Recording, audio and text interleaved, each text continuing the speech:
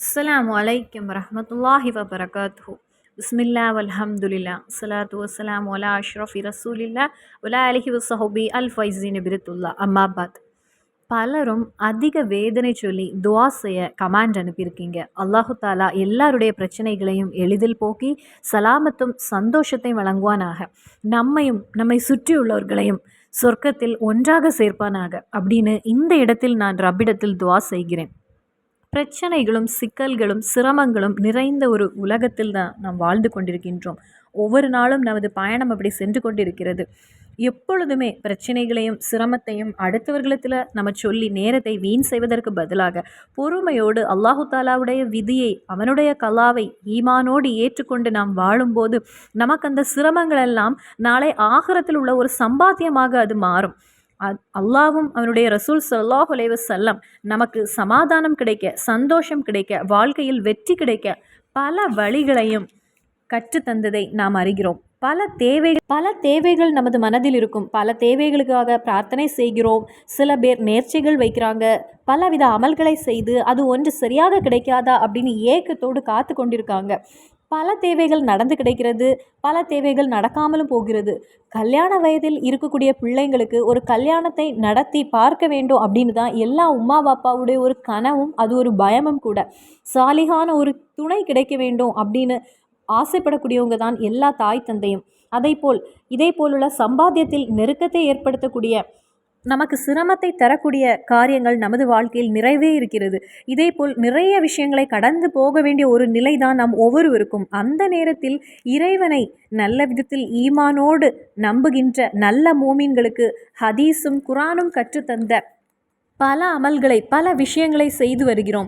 அதில் உள்ள ஒரு சின்ன துவாவை நான் இந்த வீடியோவில் உங்களிடம் பகிர்ந்து கொள்கிறேன். நமது இறை தூதர் ஸல்லல்லாஹு அலைஹி வஸல்லம் சொல்லி தந்த இந்த துவாவை ஃபஜருடைய தொழுகை தொழுத பிறகு 3 தடவை, அதாவது எல்லா தொழுகையும் நாம் முடித்துவிட்டு ஓதக்கூடிய திக்ரு துவா எல்லாவற்றையும் ஓதிய பிறகு அதே அமர்வில் இருந்து ஒரு 3 தடவை இந்த துவாவை ஓதி, ஒவ்வொரு தடவையும் நீங்கள் துவா ஓதிய பிறகு நமது மனதில் இருக்கக்கூடிய அந்த தேவையை, அந்த ஒரு ஆசையை, நிறைய தேவை இருக்கும், நூற்றுக்கணக்கான தேவைகள் ஒவ்வொரு அடியானுக்கும் இருக்கும். அது துனியா ஆசையாகவும் இருக்கலாம், அல்லது ஆகிரத்தில் உள்ள ஒரு ஆசையாகவும் இருக்கலாம்.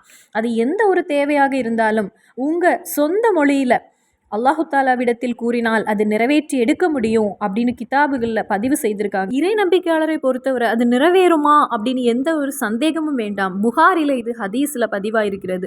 ஃபஜர் தொழுகையை தொழுதுவிட்டு நாம் என்னென்ன திக்ர் ஓதுகிறோமோ அந்த திக்ரையெல்லாம் ஓதிய பிறகு நான் சொல்லக்கூடிய இந்த திக்ரை ஓதி, இறைவா என்னுடைய இந்த தேவையை நீ நிறைவேற்றித்தா அப்படின்னு ரப்பிடத்தில் துவா செய்யும் போது அது கண்டிப்பாக நிறைவேறி கிடைக்கும். அல்லாஹும்ம லா இலாஹ இல்லா அன்த யா மன்னானு யா பதியுஸ் ஸமாவாத்தி வல் அர்தி யா தில் ஜலாலி வல் இக்ராம் யா ஹய்யு யா கய்யூம் ஸல்லி அலா சய்யிதினா முஹம்மதின் வலா ஆலிஹி வஸஹபி வஸல்லம். இந்த ஒரு திக்ரை ஓதிவிட்டு உங்களுடைய தேவையை கூறி துவா செய்யுங்கள். இதேபோல் மறுபடியும் இந்த திக்ரை ஓதுங்கள். மறுபடியும் உங்களுடைய தேவைகளை கூறி அல்லாஹு தாலாவிடத்தில் துவா செய்யுங்கள். இதேபோல் 3 தடவை இதை ஓதி, அந்த திக்ரு ஓதிய பிறகு நமது ஆசை தேவை அதை ரப்பிடம் கூறுங்கள்.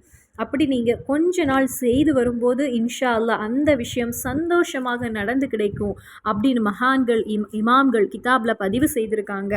அல்லாஹு தாலா நல்ல விஷயங்கள் நமது வாழ்க்கையில் செய்யவும், அது நமது வாழ்க்கையில் சந்தோஷத்தை கொண்டு தரவும் நமக்கு ஏற்படுத்தி தருவானாக. இந்த ஒரு இல்மை நீங்கள் அடுத்தவர்களுக்கும் பகிர்ந்து கொள்ளுங்கள். திக்ரு ஓதுவதை பகிர்ந்து கொள்வதும், ஒரு இஸ்லாமிக் காரியங்களை பகிர்ந்து கொள்வதும் ஒரு சதக்காவாகும். இனி இந்த சக்தி மிகுந்த திக்ருடைய அர்த்தம்: வணங்குவதற்கு தகுதியானவன் அல்லாவை தவிர வேறு யாரும் இல்லை. எல்லா நன்மைகளையும் தரக்கூடியவன், ஆகாயத்தையும் பூமியையும் எந்த குறைகளும் இல்லாமல் படைத்தவன், மகத்துவம் உள்ள இறைவனே, என்றென்றும் வாழக்கூடியவனே, என்றென்றும் நிலைத்திருக்கக்கூடியவனே, என்னுடைய தலைவரான முஹம்மது நபி ஸல்லல்லாஹு அலைஹி வஸல்லம் அவர்களுக்கும் அவர்களுடைய குடும்பத்தினருக்கும் நீ அருள் பொழிவாயாக. இறைவனுடைய பொருத்தத்தில் உள்ள வாழ்க்கை வாழுவதற்கு நாம் ஒவ்வொருவருக்கும் இறைவன் அருள் புரிவானாக. ஆமீன். மறுபடியும் சந்திப்போம் வேறொரு வீடியோவில். அஸ்ஸலாமு அலைக்கும் வரஹ்மத்துல்லாஹி வபரகாத்துஹு.